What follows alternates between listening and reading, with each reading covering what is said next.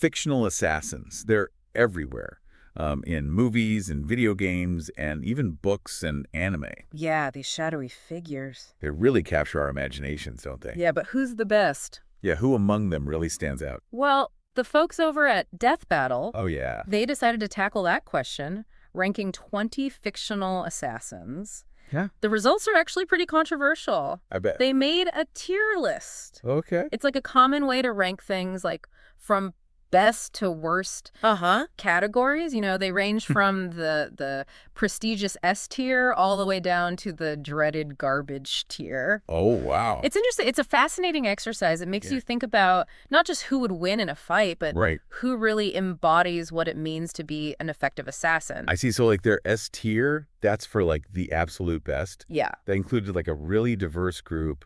There's John Wick, the modern day Baba Yaga. Oh, yeah. And Killua Zoldyck. He's that young prodigy from Hunter X Hunter. Yeah. We've got Koro-sensei, that Mach 20 octopus-like teacher from Assassination Classroom. And then there's Ezio Auditore da Firenze from Assassin's Creed. Master from the Renaissance era. Yeah. I mean, they all brought something unique, so they deserve to be there. Definitely. Each of those assassins had their own like strengths and skills. Definitely. What about John Wick? What makes him so appealing? I think it's his blend of skill and resilience. Yeah. He's a master. You know, he can fight multiple styles, firearms, tactical thinking. He just keeps going. Sheer determination and the ability to push beyond like human limits really resonates with audiences. Yeah, he's like the fantasy of competence. Exactly. Like this figure that can overcome any obstacle. Ruthless efficiency. Yeah, exactly. What about Killua? What is it about him that's so fascinating? He's got this youthful proficiency, been trained from childhood in the deadly arts. I mean, he's got superhuman speed, strength, specialized abilities. So young. Formidable opponent. Yeah. You know, it taps into that classic anime trope. Right. The talented youngster that's better than all the veterans. It's like fulfilling a power fantasy. I can see that. For viewers. What about Koro-sensei? No, Koro-sensei. He looks so comical. He does, but he might be the most powerful on the list. Really? I mean, you don't think about that when you see him. I know. He moves at Mach 20, regenerates from almost any injury. Wow. I mean, he blew up the moon. What? But he chooses to teach. He pushes his students to become assassins. But he also really cares about them as people. Interested. It's this duality. I see. Destructive capability with genuine care. That's cool. It's really compelling. Yeah, for sure. Ezio, what about him? Ezio, yeah. He's steeped in history, intrigue. Master of stealth, swordsmanship, Renaissance weaponry. I feel like his story really appeals to people who like history. Totally. The whole romantic image of the assassin, right? Yeah. And the political conspiracies. Hidden agendas. I like it. So cool. But I'm guessing not everyone agrees with all of these rankings. Well, there's always going to be debate. You know, the Death Battle crew's rankings, they weren't without controversy. What was the most controversial pick? Well, some characters, you know, they sparked heated debate. Like who? Particularly Spike Spiegel from Cowboy Bebop. Oh, yeah. Spike, he's awesome. He is, but he got placed in the B tier. Oh, no. Which, you know, led to discussions about, is he a real assassin or more of a bounty hunter? That's a good question. He does work as part of a team. That's true. And he takes on these jobs for money. Not always for personal reasons, All right, he's not as ruthless as some of the others. Yeah, he's got like a moral code. I think he represents a more nuanced take on the assassin. More of an anti-hero. Walks the line between hero and anti-hero. Interesting. What about Samus Aran? Oh, yeah. That iconic bounty hunter from the Metroid series. She's awesome. I love her. She ended up in B tier, too. Really? Even though she's an amazing fighter. Yeah, she takes down like entire armies of aliens. She's so effective. But I guess she does have that code of ethics. She does. And she often works for the Galactic Federation. It's more about protecting people. Yeah, not personal gain or anything like that. Different kind of power fantasy. Heroism, defending the innocent. Exactly. Not just cold-blooded killing. It's interesting how these debates really highlight the complexity of what makes a great assassin.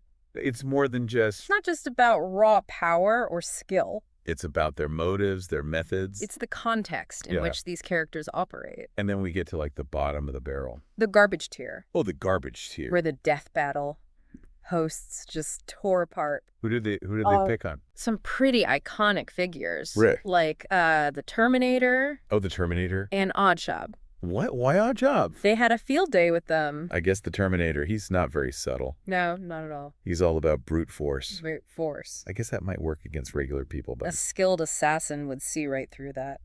They would know what he's going to do. Totally predictable. Lack of finesse. Not very adaptable. I see. It just goes to show what? That even in fiction, brute strength isn't always enough. That's true. What about Oddjob? Well, he's pretty stylish. He is. But his hat. Yeah, his hat. That's his only weapon. It's a cool weapon, but... A good opponent could easily counter that. It's a gimmick. It is a gimmick. You can't rely on that. You need more than a gimmick. Yeah, you got to be adaptable. You need a diverse skill set. To be a truly effective assassin. Exactly. So we've got this diverse group of assassins. Yeah. Different ways to judge them. It's hard. The Death Battle crew, did they have a hard time? They really did. Picking the ultimate assassin? It came down to the S tier. Mm-hmm. And even they were surprised by the outcome. After a lot of back and forth. Yeah. John Wick won. John Wick, he beat out Koro-sensei. He did. Wow, but Koro-sensei's so powerful. I know. Some people were arguing for him. But in the end, it was Wick's tenacity, resourcefulness, adaptability. He can improvise. He can turn any environment to his advantage. And he never gives up. Sheer willpower to survive. It's amazing. It's a defining characteristic. There's something, like, relatable about John Wick. Totally. Even though he's got all these crazy skills. He's driven by revenge. I mean, we've all felt wronged at some point. It's a theme that resonates. Yeah, like he's getting justice. Even if it's outside the law. Right. So he's a professional. He has a code. But he's also just, like, heartbroken and angry. Consumed by grief and rage. Yeah. That internal conflict. It adds a lot of depth to him. Yeah, I see that. That other assassins just don't have Wick's victory. It says something about us. What do you mean? About what we find fascinating. Okay. We love competence. Right. We're drawn to characters who can overcome anything. No matter how tough things get. No matter how dire. Makes sense. It also shows how much we love revenge stories. It's classic. It's a story structure that's captivated audiences forever. So this deep dive into assassins, it makes you think about how we judge them. What makes a great assassin? Is it just about combat skills and body count? Or is there more to it? Or is it motives, methods, impact on the world? I see what you mean. The death battle rankings. Yeah. They really got people talking. How about these questions? Especially about characters like Spike Spiegel and Samus Aran. Right. Spike, he walks that line. He does. Between bounty hunting and assassination. Yeah, he's doing it for survival, for money.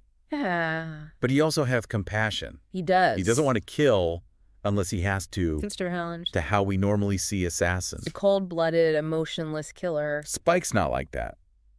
He's complex, flawed. He's just trying to survive. Yeah. But also do the right thing. He stumbles along the way. He's got that roguish charm. But is he really effective? I mean, he gets sidetracked by... personal connection? Yeah, his own sense of justice. It's debatable. Samus Aran, she's... another challenge. To what we think of as an assassin. She's a warrior. Yeah. Amazing combat skills. But she's got this moral code. Yeah, she's a protector. Not a killer for hire. She's a hero. Committed to justice. Totally different from the other assassins. Yeah, who are more morally ambiguous. Her B-tier ranking. Yeah. It might be controversial. To some fans. Yeah. But it shows we have to consider the assassin's motives. In the context. The context of their actions. Samus wants to protect the galaxy. Not just rack up a body count. Yeah, she's not like that. She's not John Wick. Right. But she still made a huge difference. See, this all means... it means there's no single definition. Of what makes a great assassin. Exactly. Depends on so many things. Skills, methods. Motives, backstories. Its impact on the world. I get it. The death battle, rankings. Just a fun way...